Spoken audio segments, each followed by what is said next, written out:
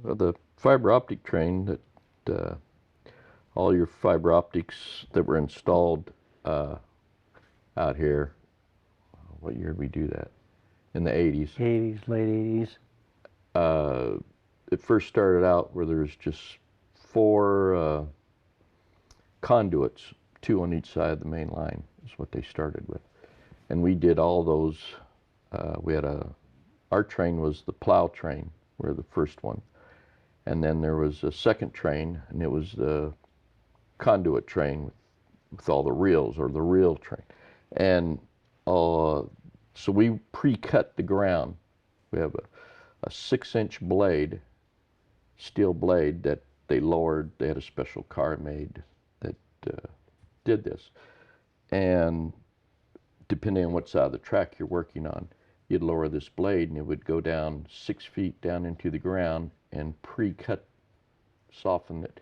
So the reel train that had the conduit on it, they'd come through with the same type of system, but they had these rolls of plastic conduit that they would put in the ground. So the company had to go along and they had to have all the utilities marked. Water lines, gas line, everything had to be marked. And the SP let them do this right next to the main line, where some railroads wouldn't let you get that close.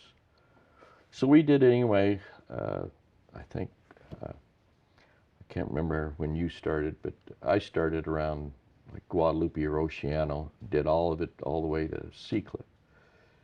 And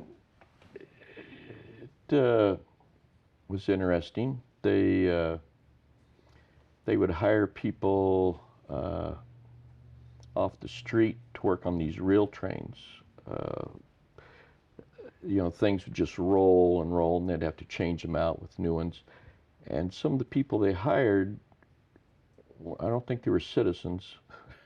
They were illegal aliens or whatever, anybody they could get, and they had to kind of control these rails so they wouldn't spin too fast.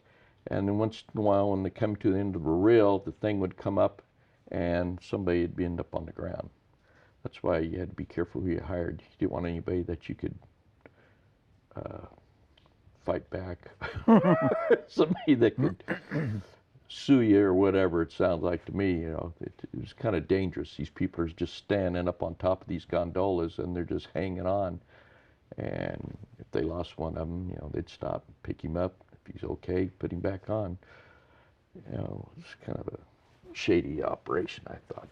Well, I was with you out of San Luis Obispo. Oh, okay. I can't remember where we started. We started out of San Luis, and I forgot how far down we were going to go. But we went as far as we could possibly stay on the job. Yeah. Because our seniority district for locals ended at Santa Barbara. Our seniority district controlled everything to the south end of Santa Barbara. And then the Los Angeles division, their people were supposed to work those jobs beyond that. So we kind of fudged a little bit. We went as far as we could get away with. As long as we went back to Santa Barbara, and we got away with that for a while. Tied up tied up our train there in Santa Barbara. We could go beyond Santa Barbara, but we had to come back to tie up. Right. But we did fudge a little bit on that. Yeah, just a little bit. They didn't want to deal with having to try and get a crew from LA up there. So until we got caught, we pretty much done it. But it was interesting. We had a crew. They had a tool car. All their supplies were in it. They had a generator, and they ran cables back to the caboose, and they cooked their food in there all day long. They had a crock pot, and a lot of these guys, they were from Minnesota. They never seen Pacific Ocean before. I don't know if they've ever seen an ocean before. You talk to them, and this is completely new to them. And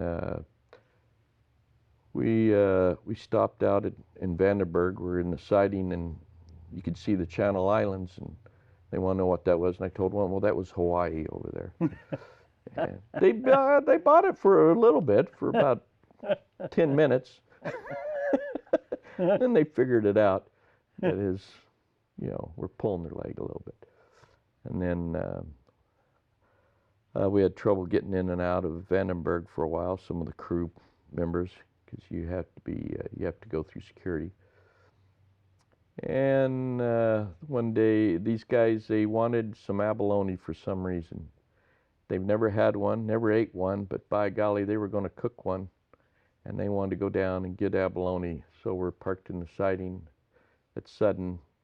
So I told them, yeah, well, we're going to be here a while. Go ahead. So they took off and ran across the field, heading for the beach. Next day, we were told not to leave the property again because they were watching. Security people were watching, weren't supposed to do that. Yeah. So we got in a little trouble over that. But I told them, just go get an old beat up piece, some old tire, and chew on that. Put that in your crock pot. And the same thing, wouldn't be much different. So did that, and then I think we parked the engines at Capitan one night, and that's when you lost all the horns off all the engines. Someone stole all the horns off the engines. So we couldn't do nothing until we got new horns on the engines. And what would you have? What engines do you have? You have SD. We had SD9s. Yeah. Two SD9s. The two cruise and stuff.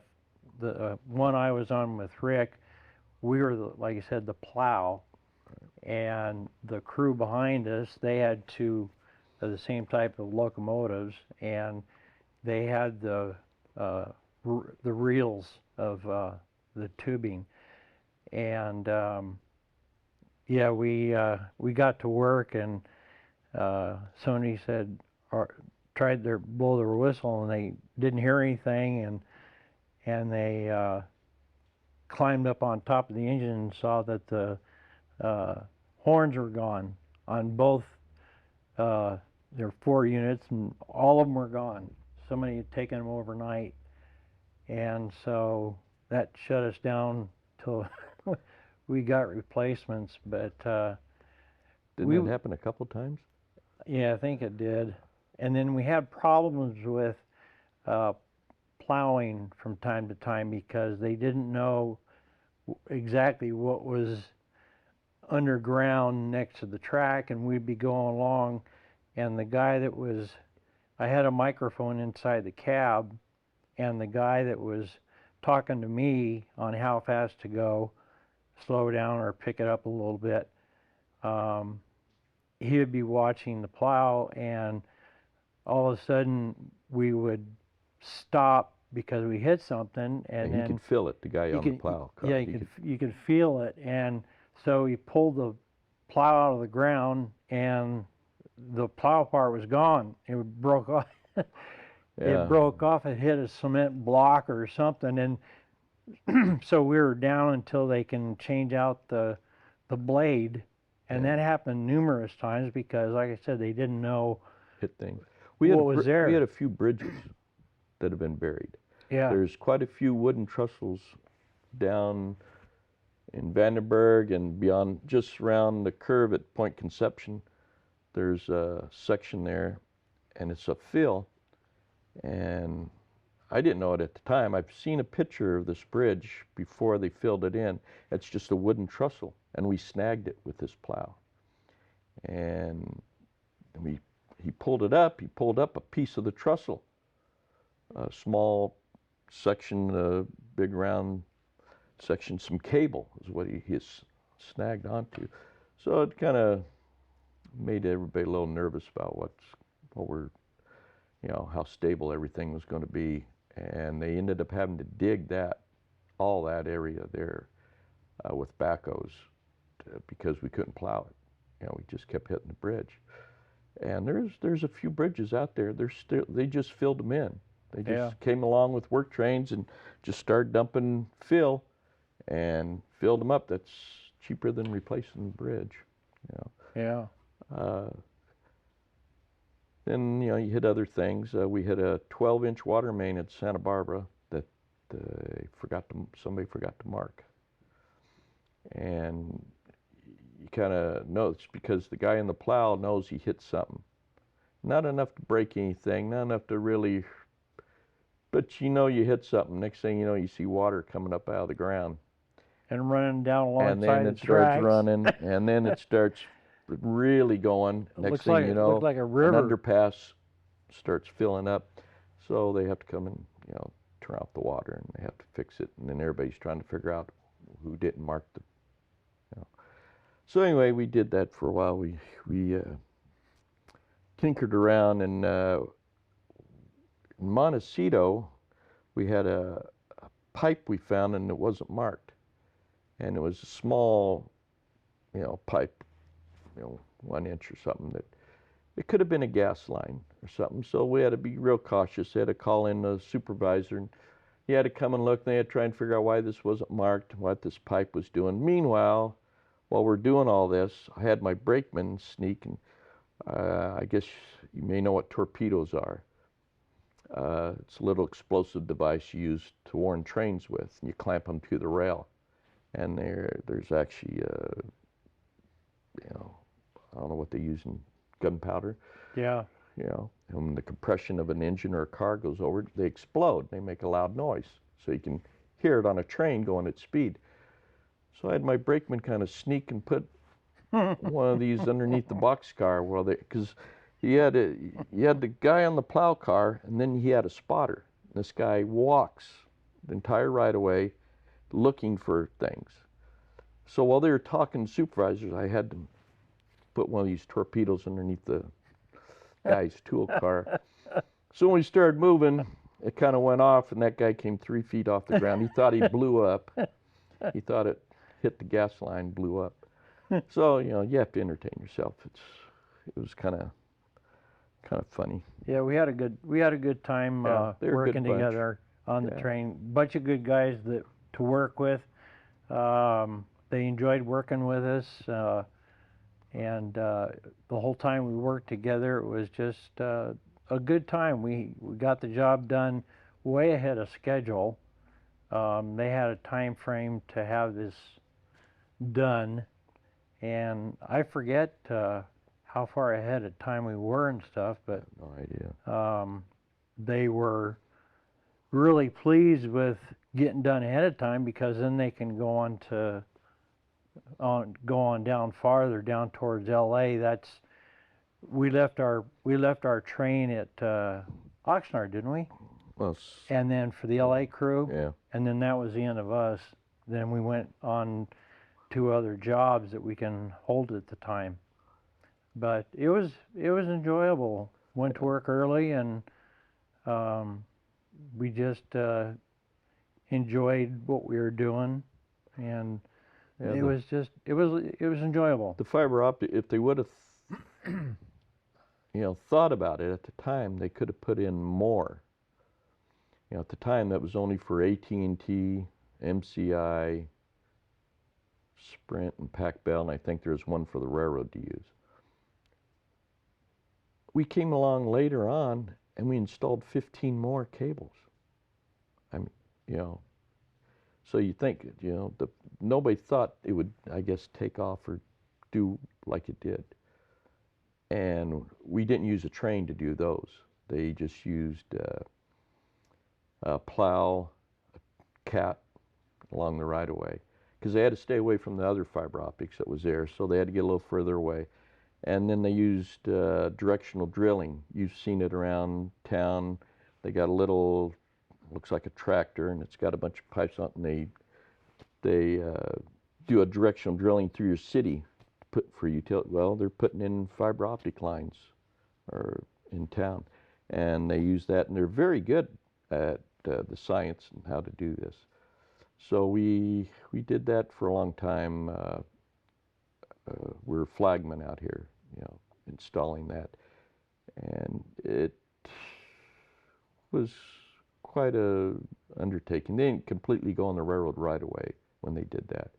They left it at a few spots, just went along the highways. But you think about it, if they would have put it all in at one time, they could have got it over with. And then went all over the whole country is like this, all the right-of-ways. I worked in Dunsmuir, Mount Shasta for a while, and they tried doing that in that canyon, and they had a problem because it's rock, it's solid, and they tried pounding it with jackhammers to get enough, and it wouldn't work, and they finally got approval to go across property, and they were able to do that. But all these jackhammering around up in there caused a few problems. In the canyon out of Dunsmuir, there's a lot of rocks, and they got cement pillars underneath them to hold them in place, and they have old rusted steel cables wrapped around them to kind of keep them in their place. Well, all this jackhammering around loosened up one time, and it fell off, hit the main line, went through a 2-foot retaining wall, went down the hillside, carved a path 30 feet wide, 10, 20 feet deep, took everything, trees, and deposited on the main line down below. So the helpers found that, and kind of freaked them out a little bit.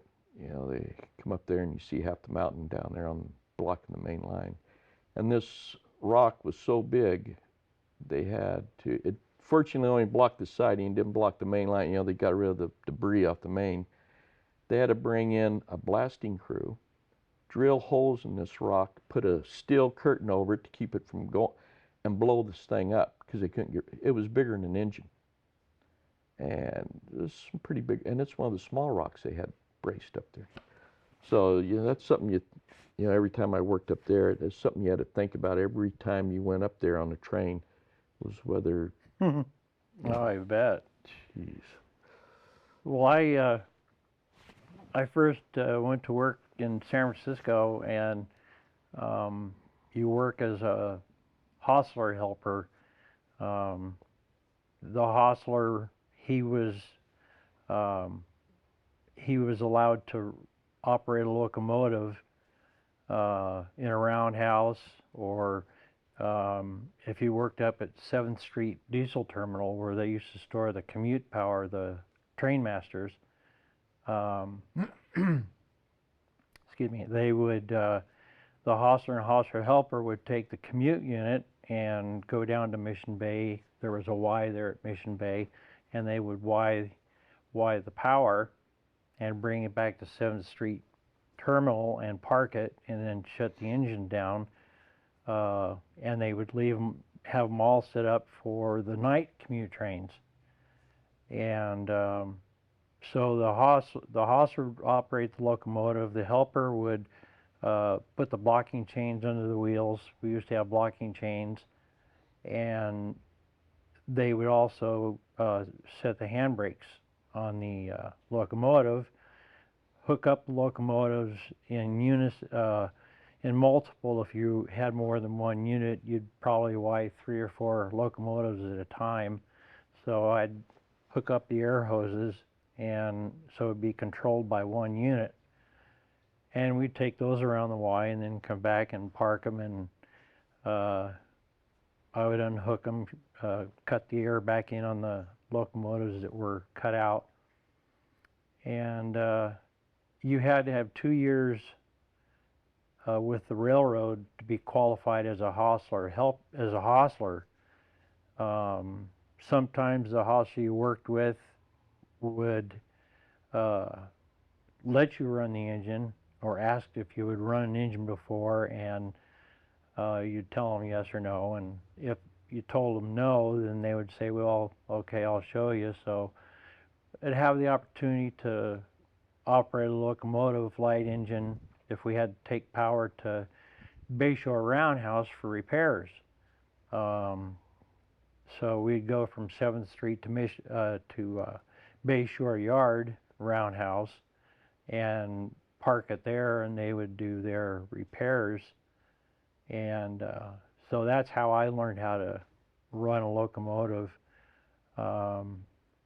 But it was a lot of fun. I'd never been on a train before until I hired out to the railroad, and I enjoyed the people I worked with up there. you had to have also, you had to have 1 year, full year, before you were qualified as a commute fireman. And once you got the year in, was able to work as a commute fireman, and that was fun. Operating, firing the commute trains, you'd start up the steam generator, and when you go down to the passenger station, the carman would get in between the first car and engine and hook up the steam pipe, and then he'd give me a signal to let the steam back to heat up the old sub coaches. And so that was part of my job as a fireman. And then but fireman was kind of outdated at the time, but they still said fireman because that's what we were. But the firemen were called firemen because when they had steam engines, they would stoke the coal, shovel the coal into the firebox. So that where they were called firemen. But then later on, we would say, well, we're still firemen, but we're apprenticed engineers, because that's what we were learning to become, as it was an engineer. And but there was a lot of good people that we worked with. Naturally, some you don't get along with, but that comes with any job. But it was fun. This friend of mine who was an engineer for a long time, he taught me how to run a commute train, and he was my mentor, I should say, because I had never run a commute train, and he taught me, and I enjoyed it. It was just a lot of fun. And then when I got qualified after 3 years with the company, you were eligible to be promoted, but you had to go to a simulator, which was in Downey, California. And you'd go through the simulator, you'd be there 3 weeks for training on everything. And then when you came back, you had an oral exam by the road foreman of engines. And then after you got done with that, he would say, well, you passed or failed. But when you passed, you got your date and you're off and running. And when I finally got to operate a commute train as an engineer, it was a lot of fun. And the trainmen were great. You were actually on schedule? At times, yes. Oh. When we'd get up, my run was from San Francisco to San Jose, and then take another train back later on back to San Francisco. And then when I was finally able to work out of San Jose to San Francisco, you'd take the passengers up to San Francisco to go to work, and then the brakeman would come up with the newspapers and hand you the Mercury or Chronicle or whatever. And so we got free newspapers every day, but it was fun. The hazards of the job were, unfortunately, down usually around Redwood City, kids would put shopping carts in the middle of the tracks, and you don't see them because the train station at Redwood City was usually about 2 or 3 miles back. And so when you take out, you run 8 and you take off. And so you're doing, usually the shopping carts would be right around where the rail yard used to be at Redwood City. And so you'd see the shopping cart, and the engineer would say, okay, hang on. And you'd hit those at full speed. You couldn't stop for them, so you just take your chances and hit them, and hopefully it didn't break your airline and stop the train. Sometimes it did, sometimes it didn't, and then sometimes it would get hung up on the front of the locomotive, so then we'd have to stop, and I would have to get off the locomotive if I was a fireman and take what was left of the shopping cart off the locomotive and throw it out off to the side, and then we'd report it, and then we'd take off. The other thing that was really disheartening was the people that decided to end their life. They used either the Golden Gate Bridge or the passenger trains to commit suicide, and that was pretty bad. And it stuck with you for a long time. They never had counselors that you can talk to at the time. They should have, but they didn't think about it. And I had the misfortune of my first accident. I was a fireman, and these two kids were coming through Tunnel 4, and our first station stop was Bayshore Depot. It was just a small platform. And these two kids were playing chicken, and there was one kid in the middle of the tracks, and there was a bicycle straddling the rail, and his friend was holding the back end of the bike. And when they I'm sorry, I take that back. Our first station stop was South San Francisco. We skipped Bayshore. So we're coming out of the tunnel at 60 miles an hour, Tunnel 4, and it's on a left-hand curve.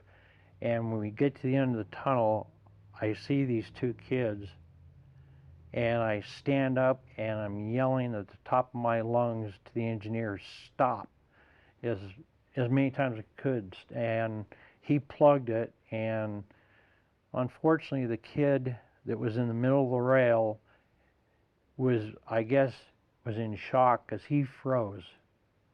And he stood up and went like this, and we hit him. And so we reported it, told the conductor, police, ambulance, fire department, they all came out. Unfortunately, the people at the passenger station saw this. And it was a sight I'll never forget, because I still to this day see the kid's face. And he was only 15. And so that was one of the real bad things about working the commutes, because you never knew when it was going to happen. But other than that, it was a good job, a fun job. And then I came down to San Luis Obispo in '81 and learned my way around San Luis, and eventually got to work freight. And then the last 6 or 7 years, Rick and I were working together from San Luis to LA, and we had a good time. I enjoyed working with Rick. I worked with a bunch of other guys that were really nice guys, but only this one guy, I can't remember his name, but it doesn't matter anyway. We were going by surf, and you weren't allowed to smoke on the locomotives.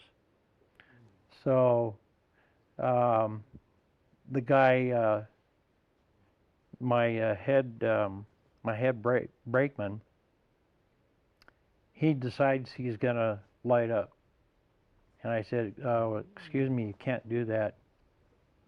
We have a no smoking policy, which he knew, but he thought I was a good Joe, so he would try it anyway. And I told him, no, don't, because it gives me headaches, and you can't do that. So he went on a rampage to me about the stupid no smoking policy that the company had on the locomotives. And I said, hey, I didn't write the laws about that, so don't take it on me. If you want to take it out on somebody, take it out on the company, not me. but he was mad the rest of the way because he couldn't have a smoke. So, but Yeah. all the other guys I worked with were good guys and stuff. We had a lot of fun, and That started in the early 90s, the no smoking thing. yeah, It kind of started in Dunsmuir's, where uh, there's one guy, it was his old friend, and he chased him around the depot, blowing smoke at him. I don't know why. They're just horsing around. And the guy got mad and eventually he turned it in, and eventually the company had to do something, because other people started complaining. We actually had an engineer in Dunsmuir that, depending on the train he got, was depend on how far he went before they had to take him off because someone was smoking on the engine, or was at one time. He could smell it. If you had a hotshot train, good train, oh, he's fine. But if you had an old piece of junk that had going to be 12 hours, 2 sightings, had to take him off because the previous crew was smoking on that engine. And he could smell it. There's ashes Yep. on the floor. Yep. So he couldn't make it on that one. But Yep. that's where a lot of the non-smoking started on the railroad, on the power and stuff. But yeah, the running over people and stuff, that they started counseling, when, the 90s maybe? 90s, yeah. Yeah, in the 90s they'd do a little bit. They had people you could call or whatever. But yeah, I think first one I ran over was a kid in Santa Susana. He got a little too close at a crossing on his bike, and we clipped him. And they said they didn't think it was us that actually killed him. What killed him was people thought he was dead, and they covered him up with a blanket, and they think he suffocated. Mm.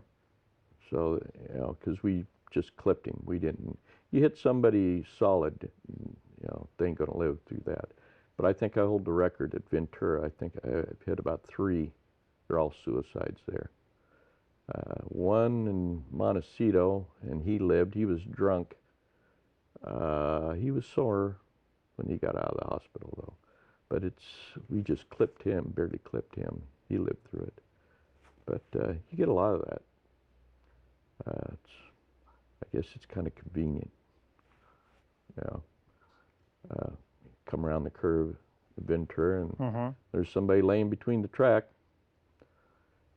And at the last second, they get second thoughts. Yeah. Too late. And there ain't much you can do about it. You stop and you call everybody. And they come and pick up the pieces. Then they take you off the train. They ask you if you want to continue or not. Usually by the time, if your boss gets there and the coroner's done and the fire department's done and the police are done, you don't have enough time to go much farther, and they replace you anyway with another crew. But yeah, it's just part of the job, really. But anyway, I hired out here in San Luis in '73, and I've worked all over because you can't always work here in San Luis. When I hired out, you'd work maybe a week or 2, and they'd lay you off. And a couple of weeks go by, and then they'd call you back.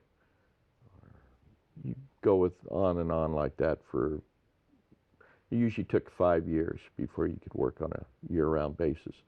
So you had to either bounce around a little bit. I moved around a lot. I worked in LA for a year. I worked at an apartment in Bakersfield for a year one time. I worked in Eugene. I worked in Dunsmuir twice, 2 different times. I've worked just about everywhere except for from Watsonville to Oakland's the only part I think I haven't been on yet, working wise. But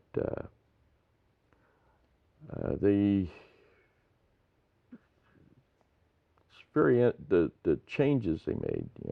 They used to fly us home sometimes. When they deadhead us. I don't know where they got that from.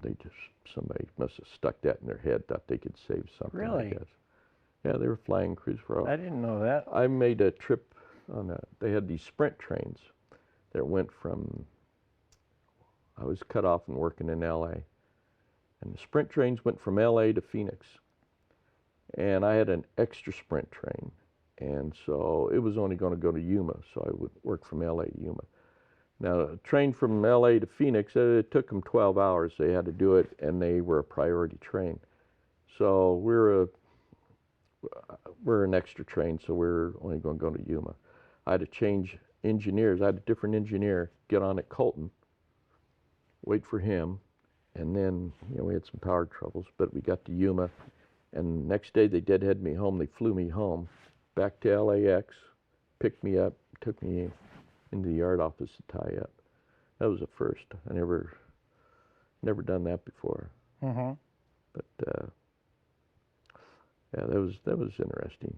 Yeah, I bet that must have been a lot different than you would Well, yeah, you're on expect. one of those little bitty commuter things, and the wings flap. Yeah, one of those deal. Yeah.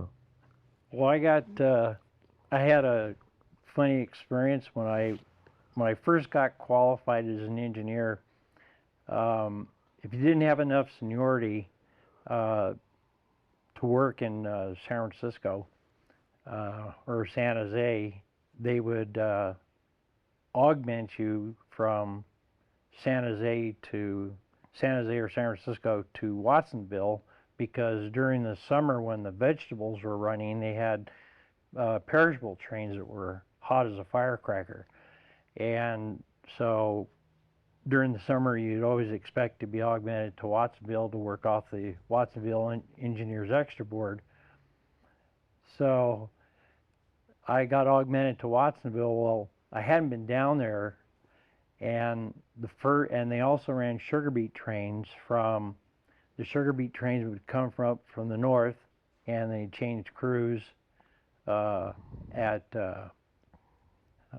in various places, and they would come into Watsonville, and then the crew would get on at Watsonville Junction, and then take them to Spreckles, where the sugar plant was. And so my very first trip as a locomotive engineer was on the sugar beets. I show up for work, I get out of my car, and I see this humongous long sugar beet train sitting on the main line, and I couldn't believe it. I said, oh no, my first train is a sugar beet train, one of the heaviest trains we had on the coast. And so I'd gone into the change room. They had a change room for the where you go ahead and register in on a book on your name, the engines and stuff. Anyway, I went over to the telegrapher's office, which was next door to where the change room was, and I go in there to find out who my conductor is and to get my orders. And so I'm walking out the door, going back to the change room, and I see these two guys walking towards me. And so I stopped and I said, excuse me, are you Mr. So-and-so? I can't remember his name now. But he said, yes, I am. He was the conductor. And the guy next to him was his rear brakeman. So he looks at me and he said, who are you? And I told him, I said, my name's Kirk Miller. He said, oh, okay, yeah. He said, are you my student brakeman? I said, no, I'm your engineer. And at the time I was only 23, and to him I probably looked like I was 17. But he looked at me, and his face just kind of went beet red, and he went into the telegrapher's office where they had the telegrapher, the crew dispatcher, and so I followed him in there, and he went crazy. He started yelling and screaming, pounding on the desk. He said, "What is wrong with this stupid company? No offense, kid, no offense. They got these people out here that don't know how to run trains yet, and the first trip, no offense, kid, no offense." And I just kind of stood back and I looked at this guy and I said, "Man, this guy's really losing it." You know, not my fault. My first train, we had 106 loads of sugar beets. The guy had visions of Knuckles.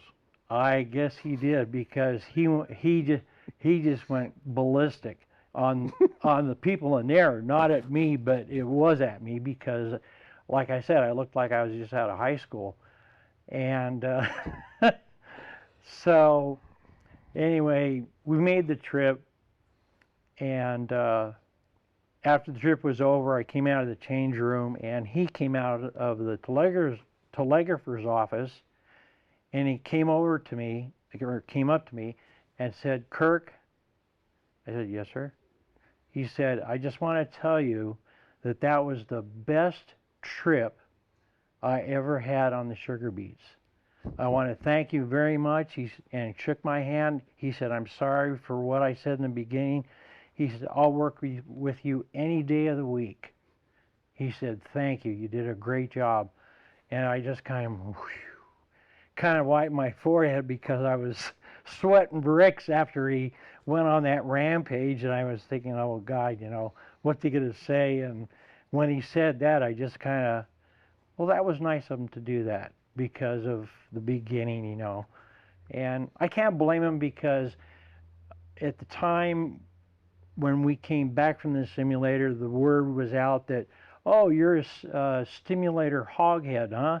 Came out of the simulator?" Hatched. Hatched. You were a hatched engineer. And I said, "Well, I'm sorry, but that was what the company did." But that was the term, hatched engineer. Thank you. And but it just cracked me up, because it was. You haven't got your grandma designation yet. Yeah, really. And so it was an experience, but I thanked him, and after that I felt pretty good. But and then when I came down here and worked freight, worked locals at Guadalupe, but I enjoyed working from Oakland, or from San Luis to Oakland. The only problem when you got near Oakland was there was this one spot. It was oh gosh, I can't think of it. It was near Elmhurst, and it was a really bad neighborhood, because you knew it was bad because there was bars on the windows on the houses that you're going through, and the conductor would always tell you, "Whatever you do, don't stop the train in here, or don't do anything fancy where you get a knuckle," because it was an area where they back up trucks to the train and literally steal everything that ain't nailed down. Right, and you can be shot at. And so they said, "Whatever you do, please do not stop the train." Okay, yeah, no, I'm not going to stop. So luckily it never happened, but that was a bad spot. You getting shot at, or like Rick said, It's like going through Watson, L.A. Yeah, you had to keep going there, because otherwise, if you stopped, you had to immediately call the SP police to come down and protect your train, because of what Rick said. They would come up out of nowhere and open up the box cars and take whatever was in there, whether it was beer or furniture and stuff, and it wouldn't take them long. So you had to call for help. Luckily, it didn't happen that often, but it was very different going that way. After a while, I didn't really like working up in that direction because of that. I didn't feel safe in that area. But you knew what to expect if you heard anything. So, and then when I came down here, it was just totally opposite. It seemed to be more relaxed. The guys were, like I said, were all great guys. I thoroughly enjoyed working with everybody that I worked with. And like I said, the last 7-8 years I worked here with Rick and stuff, I thoroughly enjoyed it and stuff. We had a great time. We did our job, and get over the road. We did have one thing that kind of got under my skin. I don't know if it bothered you or not, but we were leaving Los Angeles on an empty pig train out of the shops.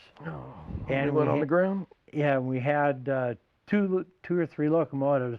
Anyway, we're just starting to pull out, and I looked out my rearview mirror and I saw the second engine going like this, and I stopped. I told Rick, I says, we're on the ground.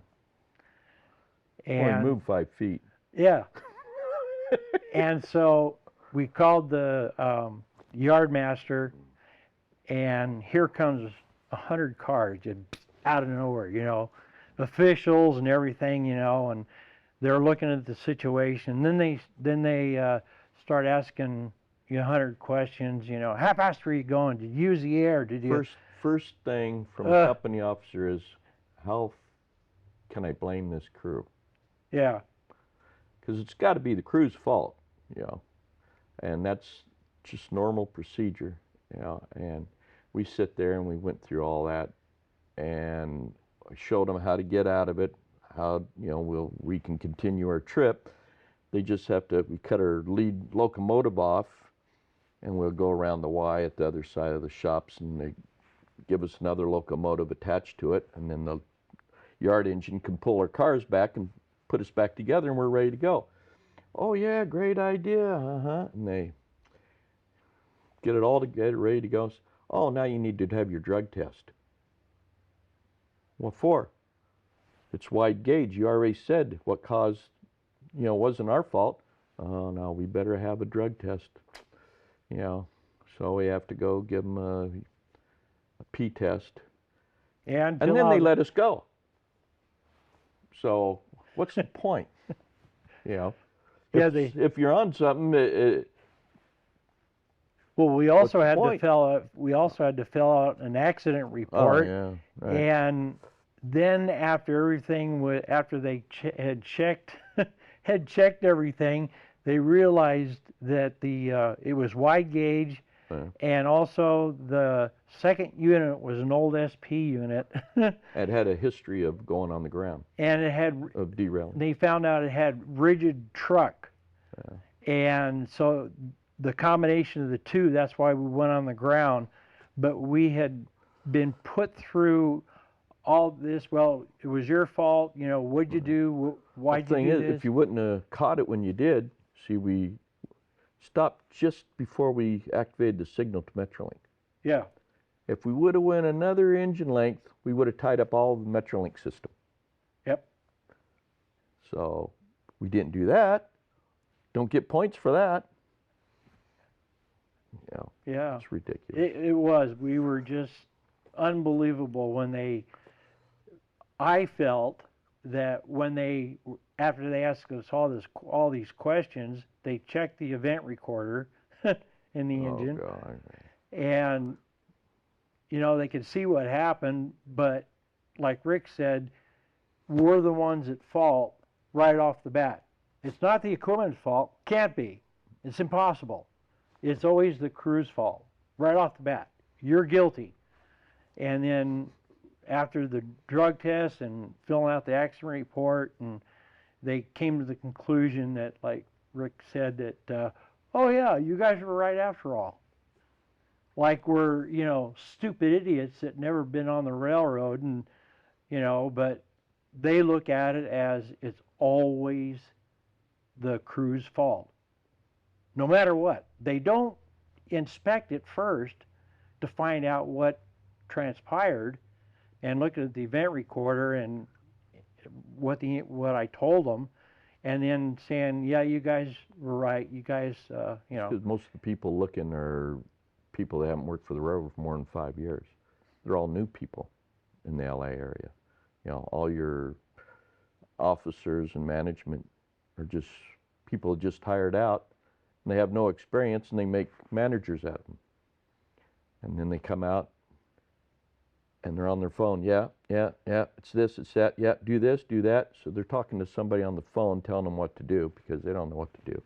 And the crew's got to be at fault. The person on the other end of the phone says, "Got, you know." Mm-hmm. It was, I was just floored. And I know Rick was. We just looked at each other and said, can you believe that this is actually happening? Yeah. I mean, it doesn't take a rocket scientist to figure out what took place. But that's the way the company was. It was sad to say, but I really wasn't too happy about how they went about it. But there again, like I said, that was It's kind of how. typical. Used to be worse, though. Yeah. I thought things got better. In the old days, SP days, they were always out hiding in the bushes, you know, testing you and seeing if they could catch you, get you for something. You know, in Dunsmuir, we used to have scanners we carried around with us so we could keep track of the officials. And we'd monitor all the PBX channels so we could listen to their phone calls so we know where they're at out there trying to find us. That's the only way. That's the only way you can protect yourself. Your job is to. That's You had to good. keep track of them, Yep. keeping track of you. Yeah. That's funny. Oh yeah, it was hilarious. Yeah. Yeah. Unbelievable. Yeah. But it was depended on mainly who your boss was and stuff. We had some real good bosses and stuff, and they would, you know, if there was a derailment or something, they would come out and check things out, ask you questions and stuff, and then they would say, yeah, okay, you know, we could see that that's what happened, and that'd be the end of it. We'll, you know, have the track guy get hold of the track foreman, and they'll come out and they'll fix the rail, and we'll go on about our business. And he wouldn't ask for any accident report or drug test or anything like that, but he wasn't covering up, but he could see what had taken place. So, like I said, he'd be one of the smart guys that knew when he looked at it that that's really what happened. So it was nice to have a boss like that, because that's the way it should have been. But the company, they just Well, sometimes you got the roadmasters trying to cover his butt because if it's wide gauge or the rail spreads, it's his fault. So Yeah. if he can blame it on the train or the train crew, then he's in the clear. Yep. We've had that happen a few times. We had a train derail at the bottom of San Luis Yard here, and it was been raining and raining, the old wore out old junk ties in the yard, and the rail spread came apart and one car went on the ground. First thing you want, oh, that's a train makeup. Train makeup. Bunch of empty cars, it's a train makeup. Yeah. And the first thing the train master told him, he says, no, you figure out a new story. He says, it's not the train makeup. It's not the train crew's fault. Say whatever you want, but that's not going to be it. Yeah. It's unbelievable. Yeah. You know, some of the stuff they do. But, you know, here, generally, not too many bad things happened. No. Yeah. It was really a good job, I feel, to have to be able to do what I did, and to be able to work with guys like Rick. The conductor made the job easier for the engineer if you had a really sharp conductor. And like I said, most of the guys I worked with were really sharp, and so it made it easier for me for the trip. And Yeah, the reason they called him Grandma is because it actually made the job easy. Is you go along, and let's say the speed limit out here is 40 miles an hour, right? Well, you go through Price Canyon, it's 25. Well, you can't go 40 until the rear of the train gets by the spur at PG&E. Okay, so let's say your train can go 50, 60 miles an hour.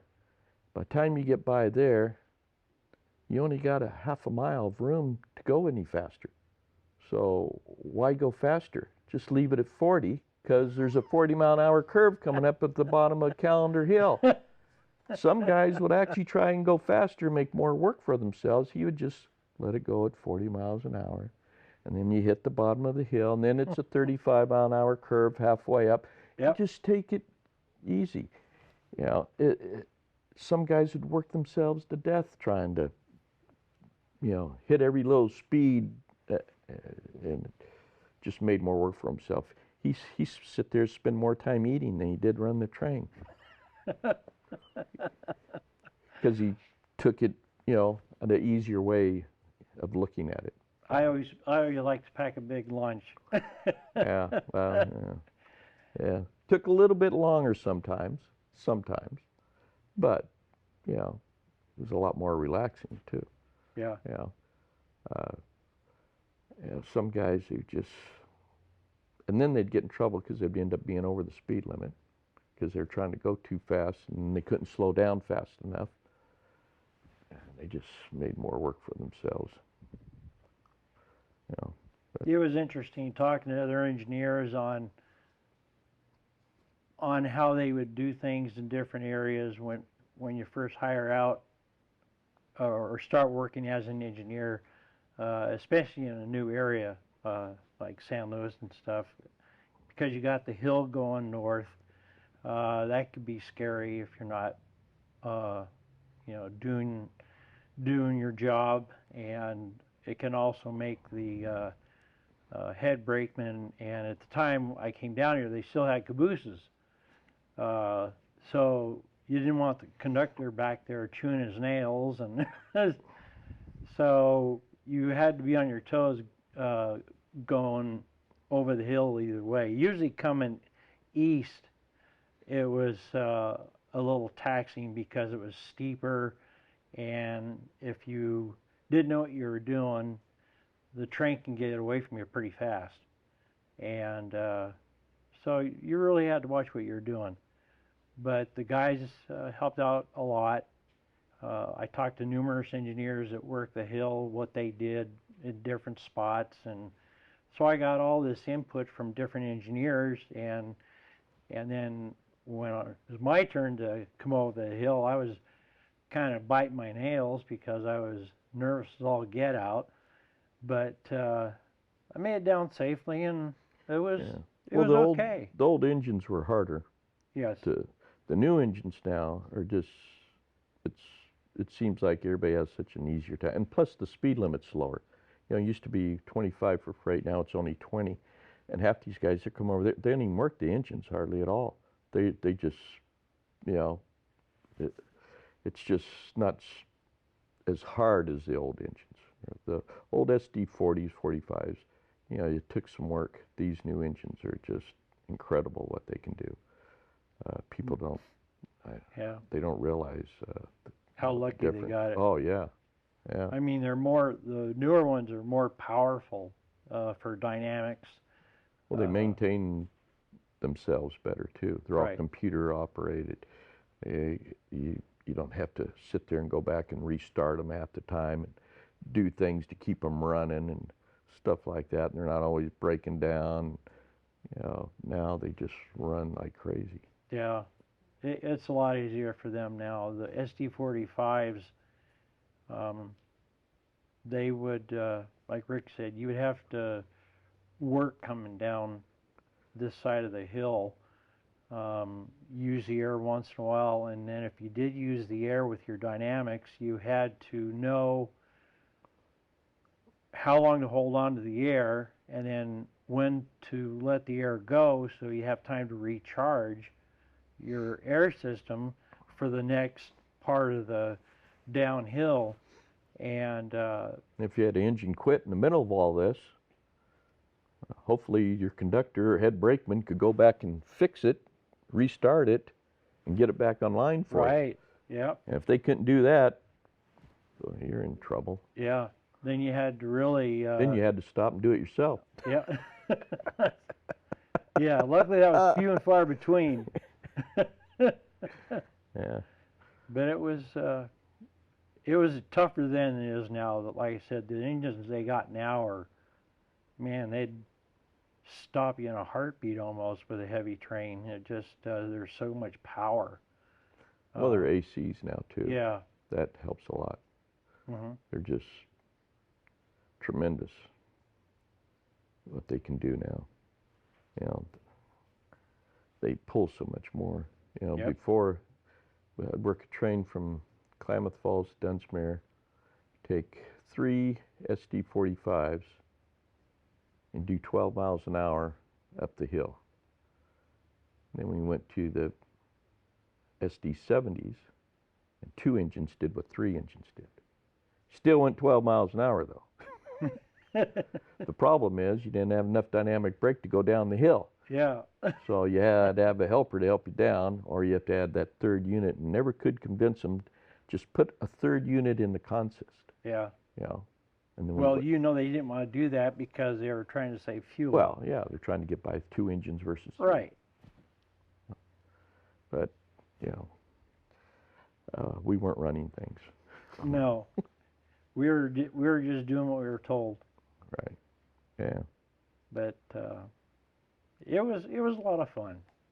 The south end from San Luis to LA, I thought was a much nicer territory to operate because of the scenery was nicer. A little more work for the engineer, though, isn't it? A little more work for the engineer, but it was still enjoyable. I thought. Right. I had fun running on that side because you had to do a little more thinking ahead and on what you're how you're going to operate the train in certain spots because there was a lot of ups and downs and twists and turns and so you had to kind of think ahead before you got to those spots. But the terrain was beautiful. You see the wildlife and uh, Oh, yeah. Yeah, you go whale watching every day. yeah, and then guys used to tease me a lot because I would tell them, "Oh man, we had a beautiful trip last night. The moon was out, the moon was shining over the ocean, and you know it's like 2:30 in the morning, and we're just moseying along." And I said, "God, it's beautiful out, isn't it?" You know, and so when I would tell these guys this, they'd look at me and they'd tell me, "Miller, are you nuts? Yeah, they all. 2:30 in the morning, you should be wanting to be in bed." Yeah. Well, see, that's the thing. Everybody wanted to work a daylight trip, but the daylight trips were twice as long as the night trips. Yeah. Because the daylight trip, you got to fight Amtrak all day long. You got the commute trains. You got all these delays. You got the track maintainers out there. Maintenance away's working. You got Yep. all this stuff. So 12 hours, it could be 12 hours or more. Nighttime, you can make the same trip in 6. Sometimes it's a little bit better to work nights. You know, Yeah. you just, instead of stopping and all day and fighting everything, you just have a straight shot. You just go and you get it over with. You know, here, you go to work and you have a certain window, you have to hit Metrolink by a certain time. If you don't, you're not going anywhere. You're going to be in a siding for about 3 hours. You know, so it's all about time. There's certain running time, and you got to be there. You got to be out of here. I think you couldn't leave here after 11, between 11:30 12 o'clock. You couldn't leave here. If Yeah. you did, you couldn't make it. You had to be at Moore Park before 5 a.m. And the dispatcher usually would take you on down.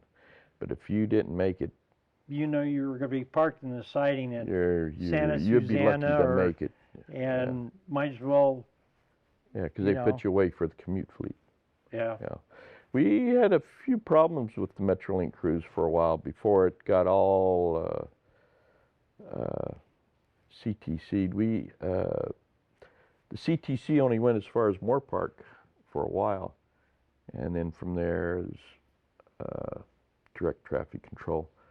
And the crews, the Metrolink, did come out of Ventura, and all of a sudden, you know, the first train I think was at 5 a.m. out of Oxnard, and here we are in Camarillo at 2 a.m. waiting for them. I never could figure that out. And somebody said, "Well, we're waiting on the." I go, well, what time do they leave? What time do they come out? He says, well, they don't come out until, they don't leave till 5. So, well, why are we here? So I called the dispatcher up and I asked her, I go, why are we, well, Metrolink, I go, why do they need to come out? Well, they were going up to the donut shop and sitting on the main line for an hour having coffee and donuts. They didn't have to be out there. And we're sitting in And the we're siding. sitting in the siding At because they're Camarillo. having coffee and donuts. So I sit there and I asked her, I go, are they having coffee and donuts? And she couldn't, she goes, oh God, what are they doing? So she actually asked them, why do you guys have to be out there? And they Yep. had no reason other than it was coffee and donuts. Yep. So then she started making them stay, and that really ticked them off. Oh boy, did it. Boy, the war was on now. Yeah. Yeah. You took our coffee and donuts away from us. Yeah. Yeah, they got plenty of coffee and donuts on their own train. That's right. Bring it. But, you know, we're sitting out there. We have to get over the road, too. And, boy, these guys, they got so mad, they wouldn't even come out and identify us when we went by. The dispatcher told them, well, when so-and-so train goes by at the Y there, you ain't come out.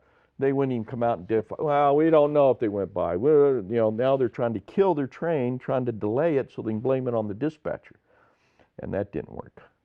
You know, pretty soon they figured out to just try and get along and quit trying to stick it to everybody. And everything worked out.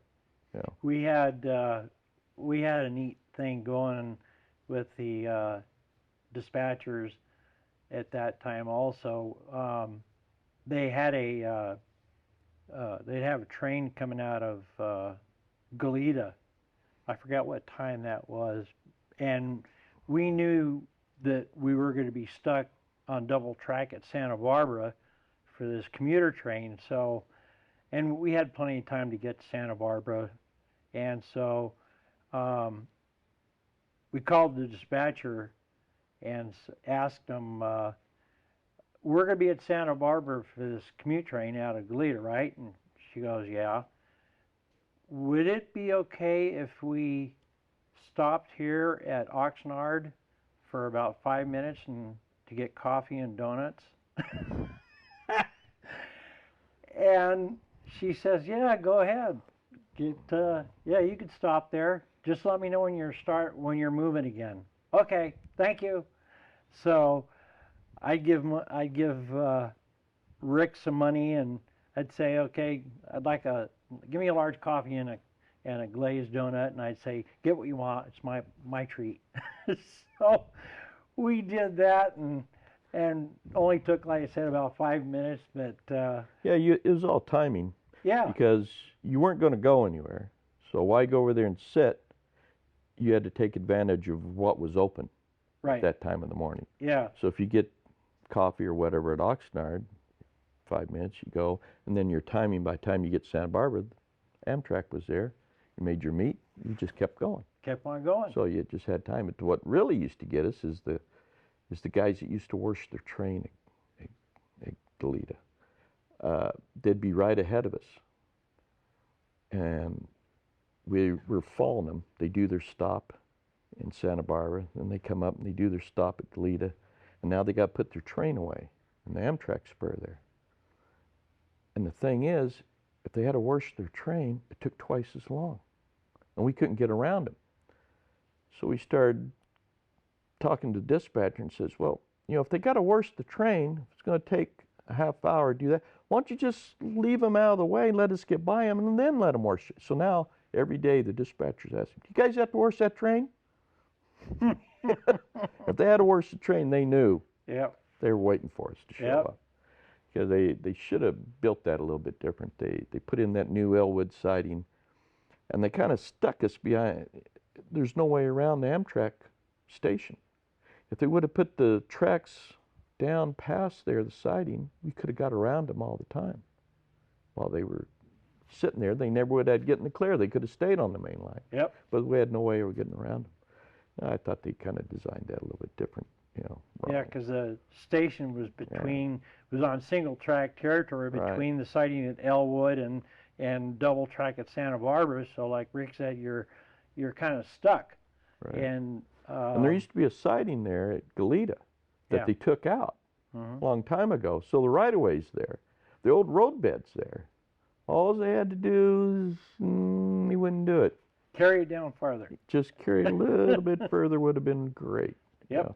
But they made, it was nice, when they did rebuild everything. These are 40-mile-an-hour sidings now and turnouts. So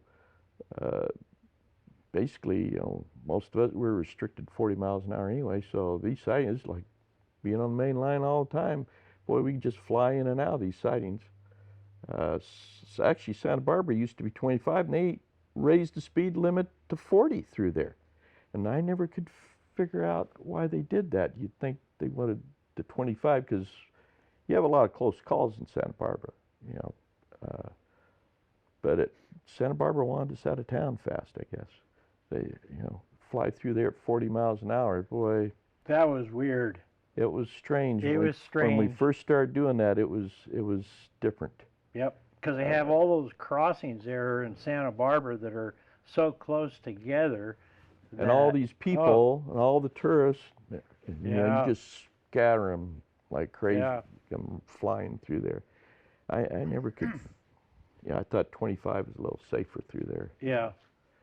And then the last, I think, what was the last 2-3 years, they started making the trains longer, and most of the trains were probably about maybe, the longest would be maybe 6,500 feet, 6,000 feet. Well, then there was a restriction on that. Right. Yeah. And then they started increasing the length of the trains, and now you're leaving LA with 7,000-8,000 foot of train.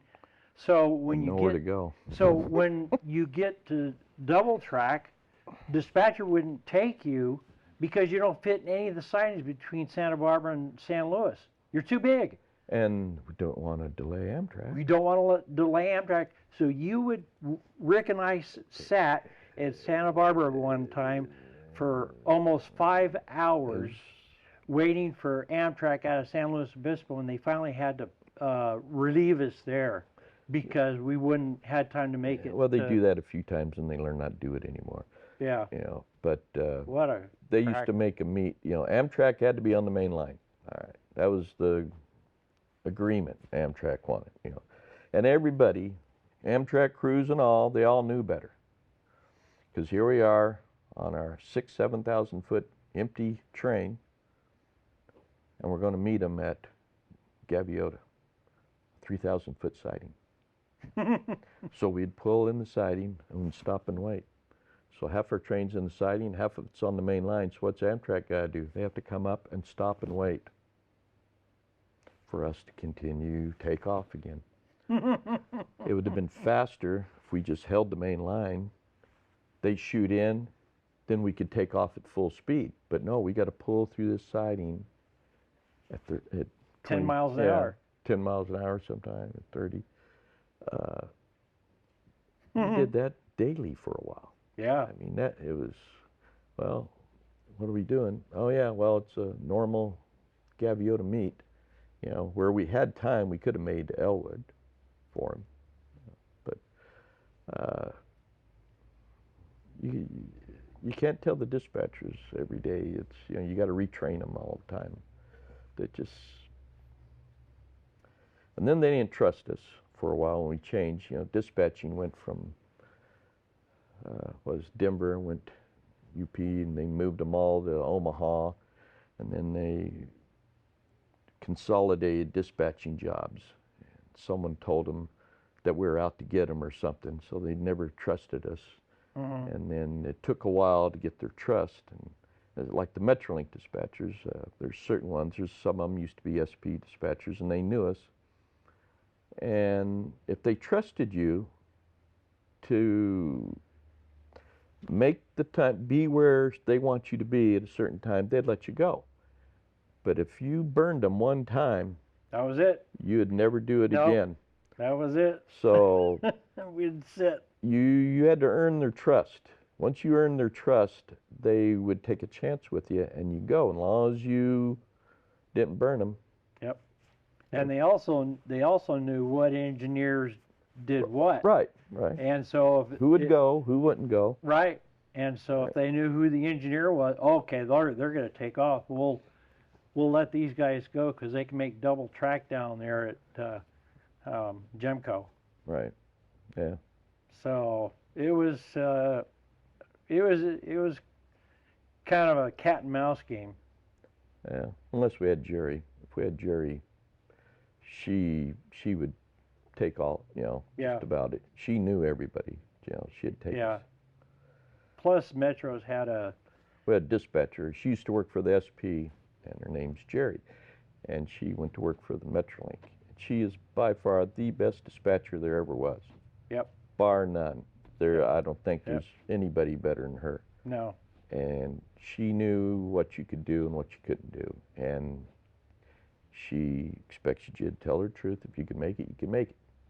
And you better do it. Yep. Yeah. Yeah. We used to have a dispatcher in between Dunsmuir and Klamath Falls. We used to tease him all the time. He had a train set at home, and guys would tease him on the radio and ask him if he's been practicing these moves at home before he came to work, because they weren't going very well.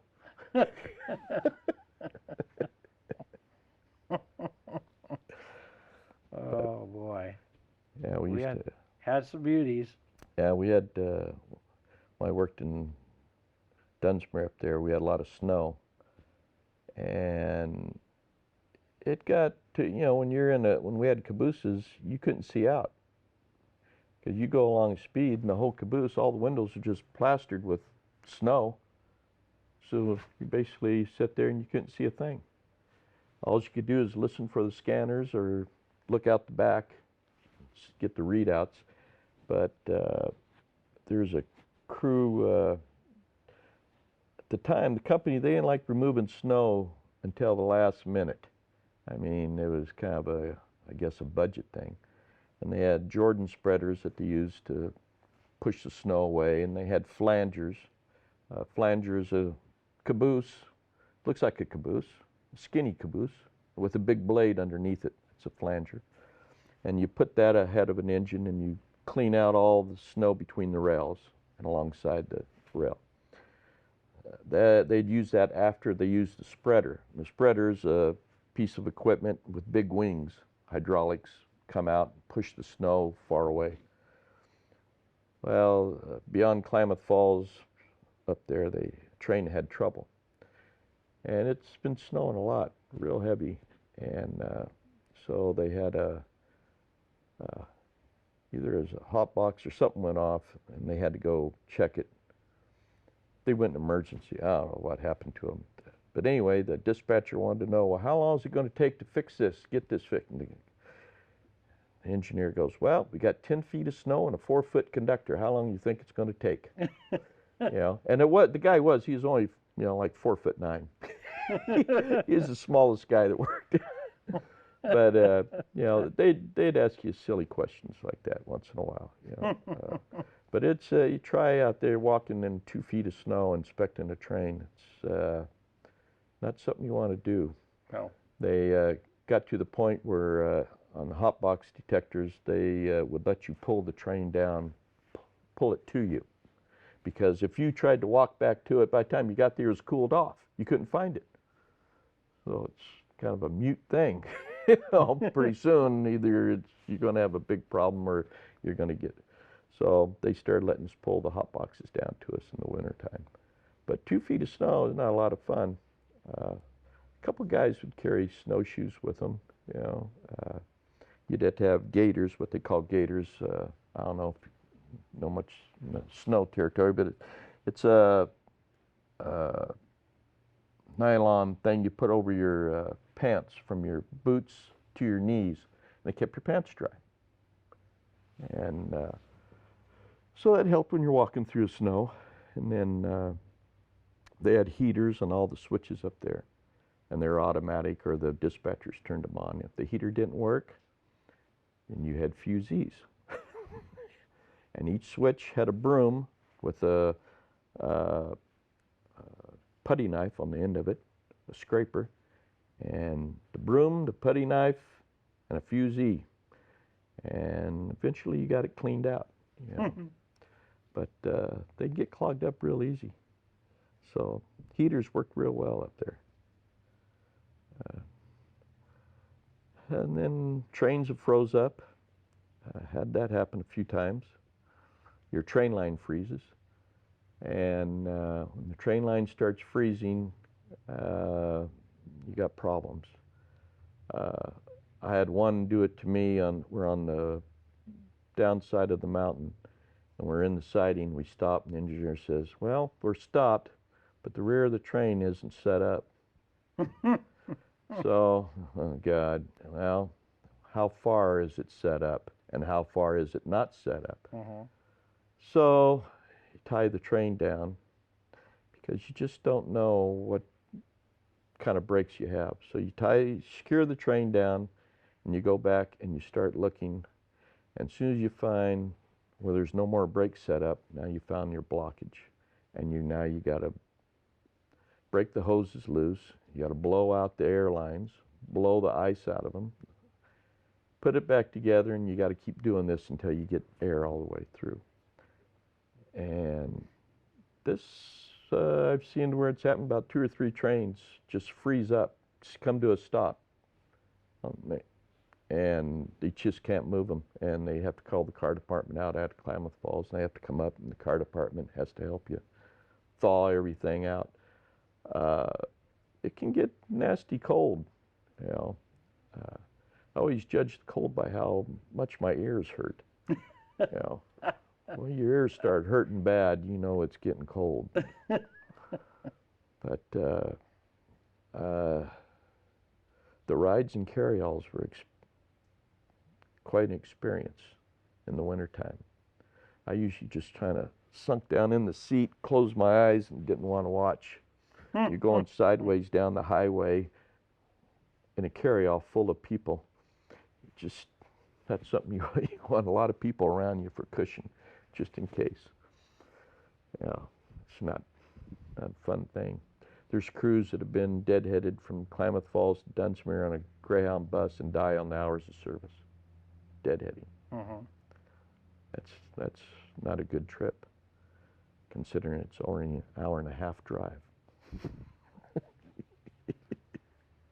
Well, the thing that used to get me when we were working Rick and I were working to LA is when they deadhead us out of LA back to San Luis Obispo in the morning, right around commute traffic.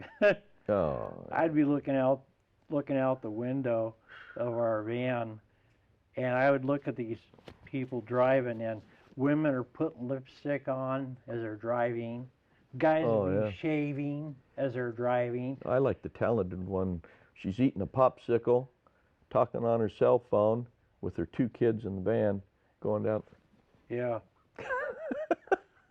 I mean, it was crazy. I mean, you'd see people doing this stuff, and you'd think, oh my God, I'm out here with these people. I mean, just, you know, get up a little earlier or something, but don't be doing your makeup or your hair or shaving it while you're driving in the commute track. It was crazy. And some guy even had had a newspaper on his steering wheel. Yeah. Oh, yeah. And he'd be looking at the road, and then he'd look down and read a couple of lines, and then look ahead again. And I'm thinking, let's get away from this guy, because I don't want to be around him if he gets in an accident, because something's going to happen. It was crazy watching those people in LA. When they say they're crazy drivers, they're crazy drivers. Yeah. It's just unbelievable what you see. Yeah, here they're getting ready to reopen the Siskiyou line between Weed and Medford. It's been closed a while. They're just about ready to open it up. I used to work that in SP days, and that was probably the steepest grade there was in the SP. It was a 4% grade, and it was the old original main line over the Siskiyous, and the tunnels. An SD40, 45 just barely fit. Nothing over plate C, I think, could go through it. Plate C is, you see some of these cars and it says on the side of them what plate. There's C, F, whatever. Plate C's about a normal size car. And nothing over that can fit through these tunnels, because when you're in them, you could actually stick your hand out, touch the sides of the tunnel. That's Ew. how small the tunnels were. Jeez. Yeah, the grades. Yeah, you go over Interstate 5 and you go up this place called Hilt, and you snake over the top, and you go over it, and it's like going over the top of a roller coaster at Magic Mountain. You just sit there, you're in the caboose, and you're watching your train just disappear. It's just going, it's just like this, going over the top. Interesting ride. I guess. Yeah. Yeah, I think the train limit, the tonnage was 5,000 tons is the maximum tonnage you could take over that, because that took 3 units on the point and 5 or 6 cut in as helpers. And you could only go 10 miles an hour. Flat out. That was as fast as you could go. It's 4%, you know, it's twice as steep as Quest is. Yeah. Jeez. So, this is interesting. It's different. I worked in out of Eugene over to Coos Bay, made a trip over there. That's one of the prettiest trips you ever go on. It's like a trip through Disneyland. You going through the forest, you go into a tunnel, and you come out, and you're going over a lake. And then you come up to another lake, and there's a drawbridge in the middle of it. And he's the train order operator. So you get your train orders in the middle of this bridge. He runs the bridge, and he's also your telegrapher. And you get your train orders there. That was one of the prettiest trips there was. Except for the rain in Coos Bay. It always rained there. But the rest of the Northwest is about normal. Mm-hmm. I don't know. You ready for a break? Yeah.